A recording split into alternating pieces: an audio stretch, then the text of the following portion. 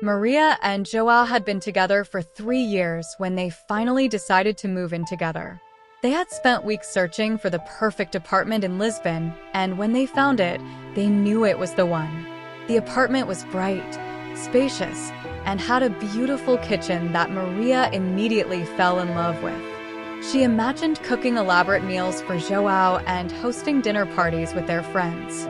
The kitchen would be the heart of their new home. They moved in on a sunny Saturday morning, and the first thing Maria did was organize the kitchen. She carefully placed the new pots and pans in the cupboards, lined up the spices in the pantry, and arranged the plates and glasses on the shelves. It was perfect. She could already see herself baking Joao's favorite pastries, filling the room with the sweet smell of fresh bread.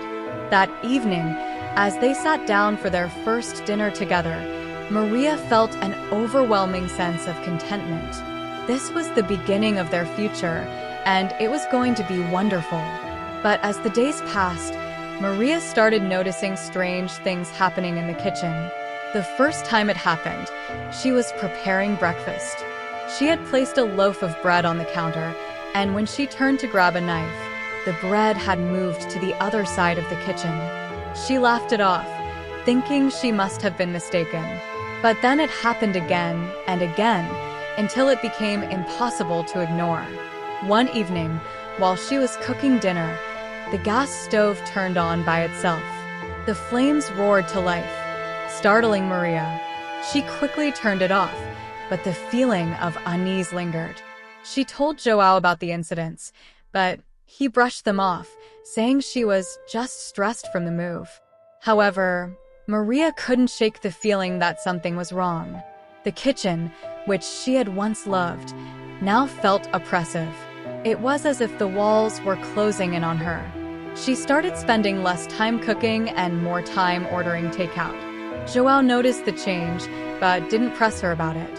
One night, while Joao was working late, Maria decided to make a simple pasta dish. As she boiled the water, she heard a faint whispering sound. She paused, thinking it might be the neighbors, but the sound grew louder.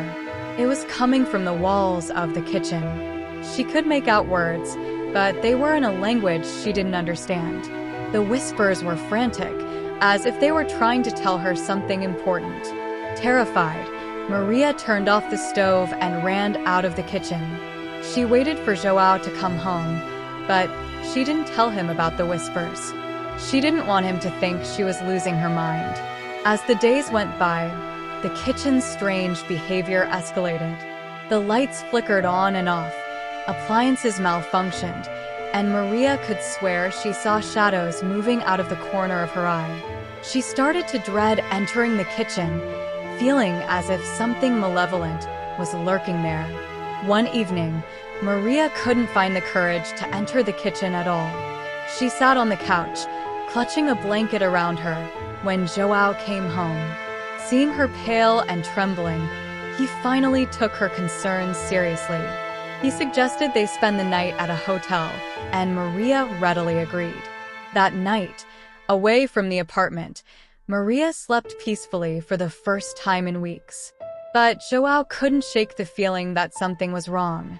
The next day, he did some research on the history of their building. What he found chilled him to the bone.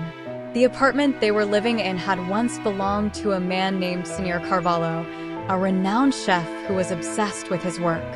He had transformed the kitchen into his personal sanctuary, spending all his time perfecting his recipes. But as his obsession grew, he became increasingly paranoid and isolated. He started hearing voices, whispering to him, telling him that his creations were never good enough. Driven mad by the whispers, Senor Carvalho turned on his beloved kitchen. He destroyed everything he had created and ended his life in that very room. The kitchen had never been the same since. Tenants who lived there reported strange occurrences, and most didn't stay long. The kitchen was cursed, haunted by the spirit of Senor Carvalho, who could never find peace. When Joao told Maria what he had discovered, she was horrified. The kitchen that she had once loved had become a place of terror. They decided to move out immediately. leaving the apartment and its cursed kitchen behind. But even after they left, Maria couldn't escape the feeling of dread. Every time she entered a kitchen, she would hear the faint whispers, feel the oppressive presence, and see the shadows out of the corner of her eye. The kitchen haunted her dreams, and she could never cook again without feeling the weight of Senor Carvalho's madness. The couple eventually moved to a new city, far away from Lisbon, but the memories of that apartment lingered. They never spoke of it again, but the terror they experienced would stay with them forever. The kitchen was no longer just a place to cook and eat. It had become a symbol of something far darker, a reminder that even the most mundane places can harbor unspeakable horrors. And in the quiet of the night, when the world was still, Maria could still hear the whispers, telling her that she would never be free of the kitchen's curse.